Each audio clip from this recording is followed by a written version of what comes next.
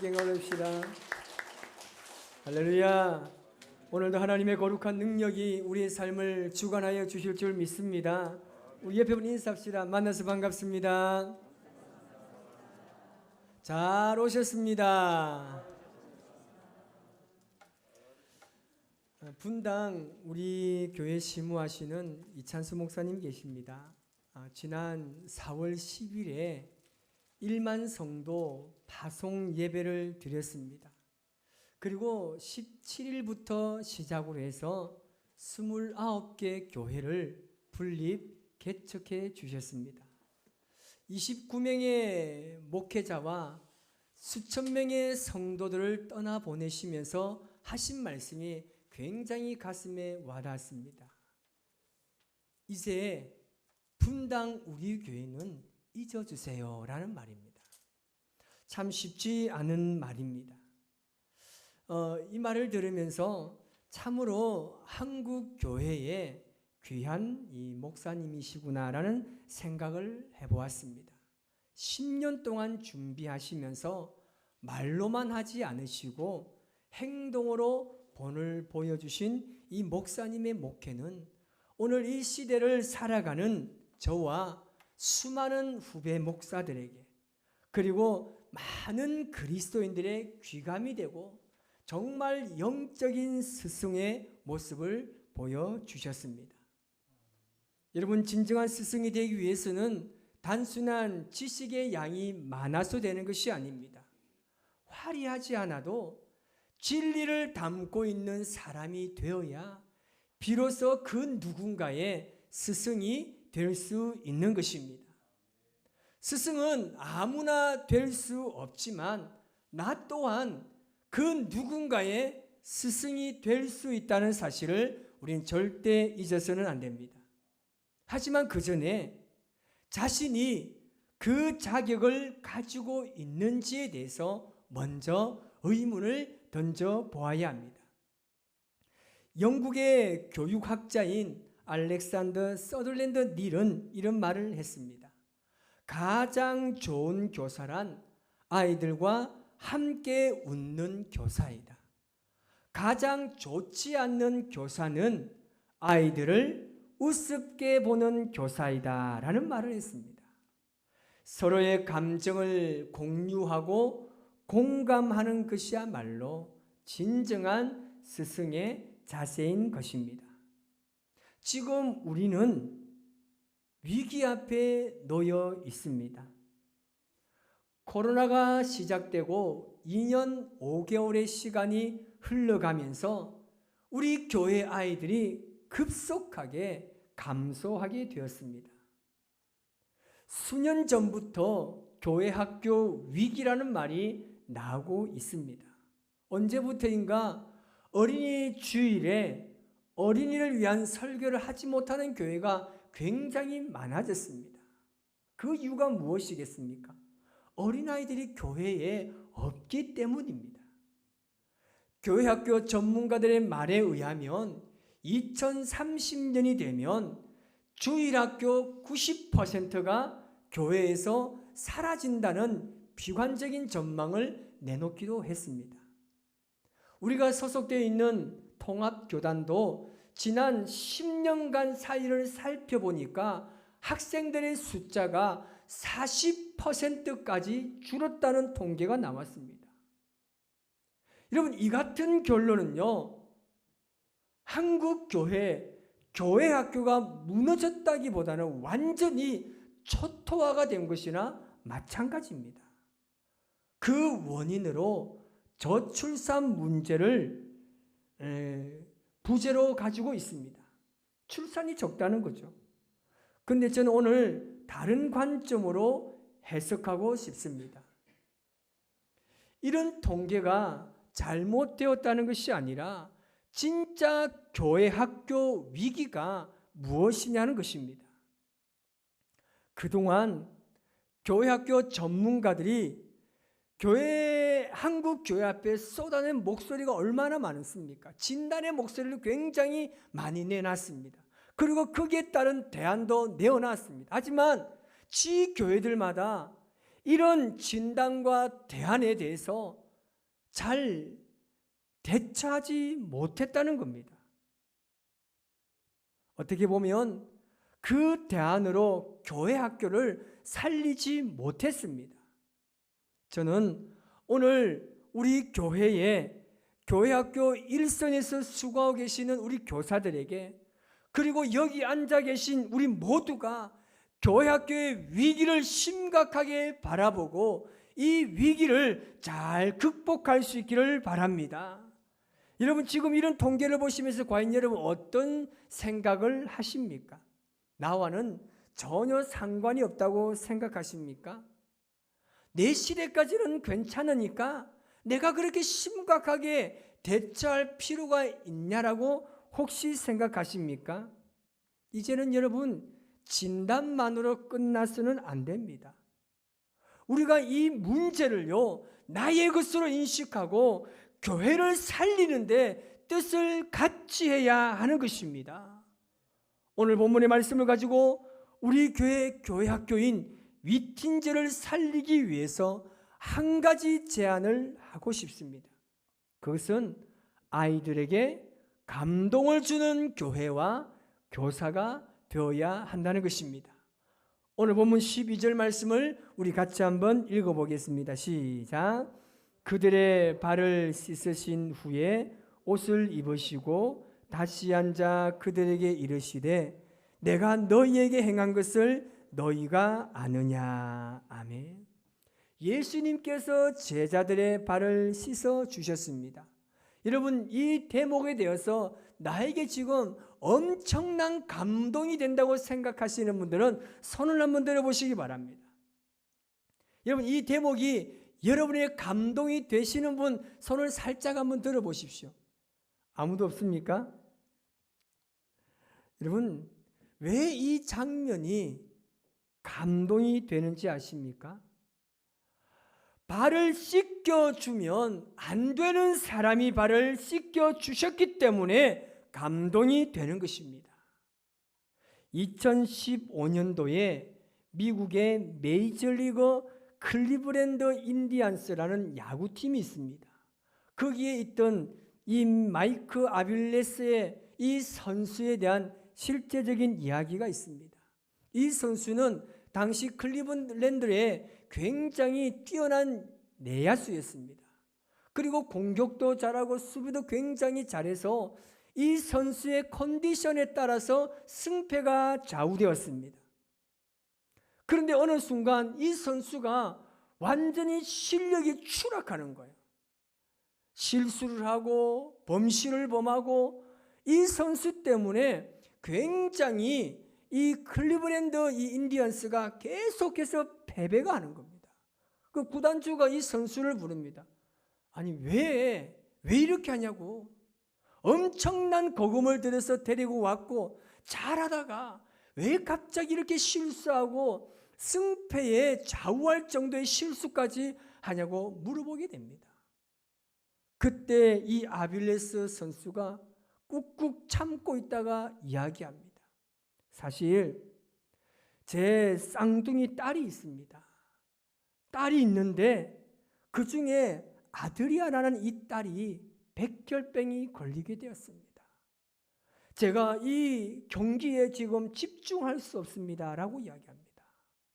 그때 이 구단주가 굉장히 호통을 치는 게 뭐 하냐면서 지금 경기가 중요하냐 딸이 중요하냐. 이 선수가 깜짝 놀란 거예요. 시즌 중입니다. 그래서 이 구단주가 특별히 이 선수에게 10일이라는 특별 후계를 주게 됩니다. 이 선수가 이 아드리아에게 찾아갑니다. 이 아드리아나가 자기 아버지를 너무 찾는 거예요. 너무나 찾아서 이 아버지가 특별 휴가 10일을 받아서 이 아드리아와 함께 시간을 보내게 됩니다. 이 아드리아 너무나 좋아하는 거예요. 그런데 아버지가 막을 수 없는 게 있었습니다. 이 아이가 점점점 계속해서 이 항암 치료를 받으면서 머리가 빠지는 거예요. 이 아버지가 마음이 너무 아픈 거예요. 그런데 이 딸은 오히려 아버지에게 괜찮다고 이야기합니다. 그래서 아버지가 도저히 안 돼서 특단의 행동을 하게 됩니다. 그것이 뭐냐면 자기가 머리를 삭발하는 겁니다. 그래서 이 아버지가 삭발하고 짠 나타나니까 이 아이가 너무나 기쁜 거예요. 그러면서 웃음을 막 터뜨리는데 이 아빌레스가 너무 기뻐하는 거예요. 그리고 10일이 끝나고 다시금 이 구단으로 돌아가서 야구를 하게 됩니다. 그런데 동료들이 이상한 점을 발견한 거예요. 이 아빌레스 선수의 머리가 다 삭발되어 있는 겁니다. 도대체 왜 그러냐고. 그랬더니 그 이유에 대해서 설명을 하게 됩니다. 왜 진작 우리에게 이야기하지 않았느냐고. 그때 이 클리블랜드 인디언스에 굉장한 폭발적인 일이 일어납니다. 거기 있는 모든 선수들이 경기장에 참여했는데 모든 선수가 삭발을 하고 나타나는 거예요. 이 관중석 수십만 명의 사람들이 환호하고 기뻐합니다. 구단주가 이 선수들뿐만 아니라 모든 사람들이 전부 다 구단에 소속되어 있는 모든 사람들이 한 사람도 빠짐없이 다 삭발을 하자 있는 거예요. 이렇게 다 삭발을 한 거예요. 이 아이가 너무나 기쁜 거예요. 이날이 5월 25일입니다. 2015년도. 그리고 그 같은 해 7월 15일 날 이 아드리아나가 구장에 나타납니다. 전보다 훨씬 더 건강한 모습으로 나와서 이 아이가 시구를 합니다. 모든 미국의 매스컴과 전역에 엄청난 감동이 쏟아져 나왔습니다. 왜 그럴까요? 삭발을 하지 않아도 되는 사람들이 모두가 삭발하고 나타났기 때문입니다. 여러분, 예수님께서 우리의 발을 씻어주셨기 때문에 굳이 우리의 발을 씻어주지 않아도 되시는 예수님께서 우리의 발을 씻어주셨다는 이 사실은 우리에게 엄청난 충격 그리고 감동인 것입니다. 여러분, 예수님께서 왜 제자들의 발을 씻어주셨습니까? 그들의 발이 더럽기 때문이 아닙니다. 그 당시의 문화나 습관 때문에 한 것도 아닙니다. 단순히 남을 섬기는 겸손과 섬김의 도리를 가르치는 메시지도 아닙니다. 신앙의 궁극적인 목표는요, 개인의 변화에 있습니다. 예수님께서는 제자들이 변화되기를 원하셨습니다. 그런데 여전히 제자들은 이해하지 못합니다. 왜냐하면 제자들은 여전히 섬기기보다 섬김을 받으려는 생각이 지배적이었기 때문입니다. 일본의 어느 회사에서 있었던 실제적인 이야기입니다. 한 청년이 그 회사에 이력서를 냅니다. 그리고 사장이 면접의 자리에서 이 청년에게 의외의 질문 2가지를 던집니다. 부모님의 등을 긁어드린 적이 있습니까? 라고 질문하자 이 청년이 제가 초등학교 때 딱 한 번 등을 긁어드린 적이 있습니다. 라고 이야기합니다. 2번째 질문합니다.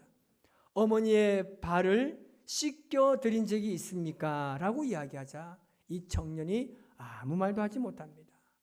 그러면서 사장이 이 청년에게 이야기합니다. 오늘 집으로 돌아가서 어머니의 발을 씻겨드리고 난 이후에 내일 다시금 면접을 보겠습니다. 라고 이야기합니다. 집에 돌아온 청년은 어머니에게 이 사정을 이야기하고 발을 씻겨주게 됩니다. 청년은 태어나서 처음으로 어머니의 발을 만지고 씻깁니다.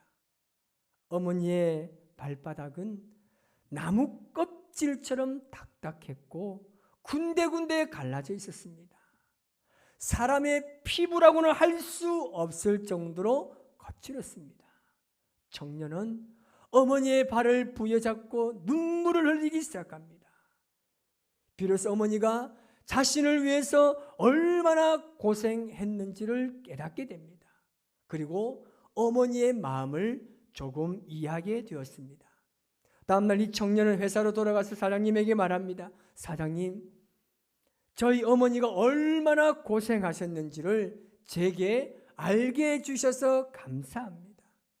학교에서도 배우지 못한 것을 깨닫게 해주셔서 너무나 감사드립니다.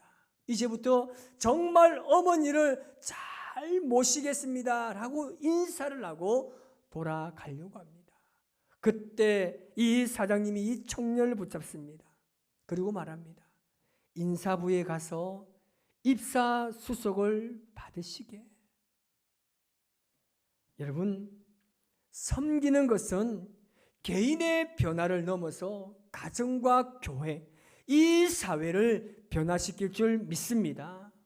여러분, 예수님께서 제자들의 발을 씻기시고 난 이후에 뭐라고 말씀하셨습니까? 오늘 보면 14절에 이렇게 말합니다. 같이 읽겠습니다. 내가 주와 또는 선생이 되어 너희 발을 씻었으니 너희도 서로 발을 씻어주는 것이 옳으니라. 아멘. 예수님께서 제자들에게 원하셨던 것이 무엇입니까? 예수님께서 행하셨던 것처럼 똑같이 따라하기를 원하셨습니다. 서로가 서로에게, 그리고 교회가 세상을 향해서, 세상의 공동체가 교회를 바라볼 때에 주님을 바라볼 수 있도록 내가 한 것처럼 너희가 똑같이 행하기를 원하셨습니다. 세상 사람들이 우리를 보고 따라할 수 있도록, 그로 인해서 우리가 영혼을 구원하기 위한 궁극적인 목적이 바로 여기에 있는 것입니다. 예수님께서 제자들의 발을 씻기신 것이야말로 참된 스승이자 참된 선생님의 모습을 우리에게 보여주고 있습니다. 여러분, 우리 위틴저와 청년들은 여러분의 신앙의 모습을 그대로 배우고 그대로 습득해서 따라할 것입니다. 이들이 어떻게 우리 세대의 신앙을 여러분 잘 개성할 수 있다고 생각하십니까? 감동을 선물하시기 바랍니다. 그래야 변화가 됩니다. 여러분, 오른 가정의 달입니다. 혹시 가족이나 아니면 가까운 친지들에게 감동의 선물을 혹시 해 보신 분은 손을 한번 들어보시기 바랍니다. 나는 정말 우리 부부끼리 아니면 자녀에게 아니면 가까운 분에게 정말 감동의 선물을 해 보셨다. 손 들어 보시기 바랍니다. 저밖에 없네요. 저는 왜 이런 질문을 하느냐 하면 제가 했기 때문에 질문을 할 수 있습니다. 제 스스로 굉장히 감동적인 선물을 제가 가족에게 했습니다. 그런데 가만히 들어보니까 가족들은 자신이 그렇게 감동적인 선물은 아니라는 사실을 제가 오늘 알았습니다. 여러분, 제가 이런 선물을 보면서 나름대로 생각이 들었습니다. 정말 아내가 감동의 선물을 받으면 어떻게 할까? 제가 보니까 달라져요. 가장 기본적인 두 가지가 달라집니다. 첫 번째, 언어가 달라집니다. 이 인간, 저 인간 하던 언어가 이제 내 사랑, 내 자기가 돼요. 그리고 행동이 달라집니다. 대표적인 것이 뭡니까? 식단이 달라집니다. 그런데 의외로 여성분들은 남편에게 받고 싶은 선물이 있어요. 그것이 뭐냐면 칭찬입니다. 아무런 반응이 없는 게 보니까 그래도 뭐니가 잦다는 분위기인데, 여러분, 우리 자녀들에게 여러분 칭찬을 많이 해주세요. 칭찬을 많이 하면 할수록 우리 자녀들은 자존감이 높아집니다. 아이들은 자신에 대한 평가를 자신의 이미지라고 생각하고 믿습니다. 그래서 우리는 아이들에게 신앙적으로 자존감을 높여주고 칭찬을 계속해 주어야 합니다. 그러면 아이들은 자신을 칭찬해주는 사람의 모습을 보면서 자신의 이미지를 구축해 나가는 것입니다.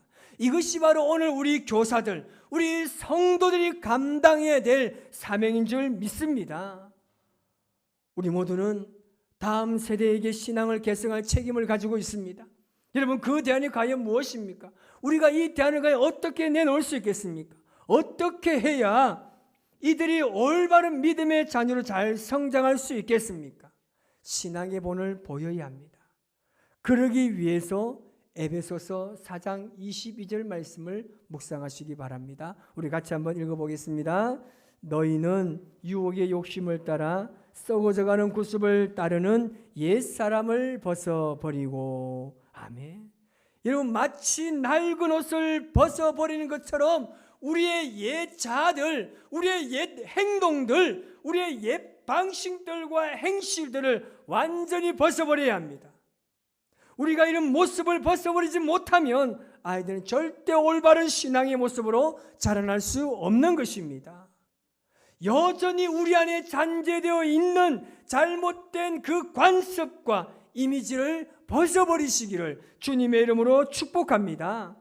반드시 우리 교회 학교 위틴즈를 살려야 합니다. 그래야 한국 교회의 미래가 보장되는 것입니다. 이제는 말로 해서는 안 됩니다. 한국 교회가 지난 몇십 년간 다음 세대와 함께라는 슬로건을 걸어두고 있지만 다음 세대들이 쉴 만한 공간도 마음껏 뛰어놀 수 있는 장소도 없는 것이 현실입니다. 죄송하지만 저희 교회도 마찬가지입니다. 이것이야말로 본을 보이지 못하고 말로만 다음 세대를 걱정하는 우리 교회의 현 주소이지 않겠습니까? 오늘 본문 17절에서는 이렇게 말합니다. 시작. 너희가 이것을 알고 행하면 복이 있으리라. 아멘. 여러분, 아는 것으로 끝나서는 안 됩니다. 깨달았다고 해서 다 이루어지는 것도 아닙니다. 알고 있으면 그대로 행해야 하는 것입니다. 이것이 복된 그리스도인의 삶이요 진정한 스승의 모습인 것입니다. 여러분, 이제 움직여야 합니다. 일어나서 우리가 먼저 본을 보여주어야 할 때입니다. 우리 모두는 교사의 사명이 있습니다. 교사의 이름으로 예수님처럼 본을 보여주어야 합니다. 그래서 나를 통해서 우리 다음 세대들이 예수님을 만나야 하는 겁니다. 나를 통해서 앞으로 이들이 어떻게 교회를 세워가야 할지 보여줘야 하는 겁니다. 어린이들의 웃음소리가 사라지는 교회는 미래가 없습니다.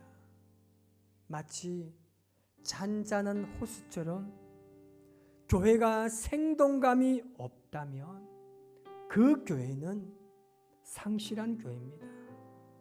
저는 아이들이 교회에서 즐겁게 떠드는 소리가 너무나 듣기 좋습니다.